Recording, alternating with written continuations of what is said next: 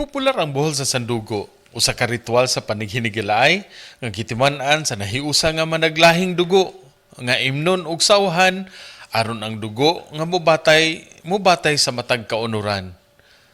Bansay sa pagpakita sa panaghinigilay kung ang pinulungan ug ang kinaiya wala magkisinabtanay, ang pagsandugo o pagkuha sa dugo gikan sa duha ka tawo ug pagsagol niini sa usa ka baso mao ipasabot sa paghiusa sa mga dugo. Giingon nga dinhi sa Bohol mahitabo ang una nga natala nga kasuwatan sa sanduguan nga nahitabo tali sa manggugubat nga si Catuna ug si Miguel Lopez de Legazpi nga taga Espanya. Kasagaran kung sandugo ang hisgutan, ang ilang nahibawan nahitabo kini sa buol sa Tagbilaran. Apan ang sandugo sigon pa sa labing bag-ong katikarang pagtuki sa kasaysayan, didto di ay sa baybay sa hinawanan.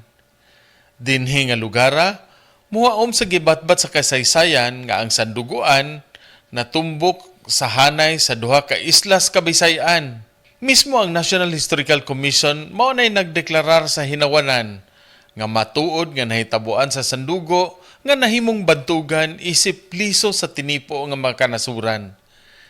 Niini ang monumento o parke sa sandugo sa Tagbilaran nga mao'y naandan nga sa mga turista suruyanan, nahimo na nga commemorative site sa makasaysayon nga panag-inigsuunay.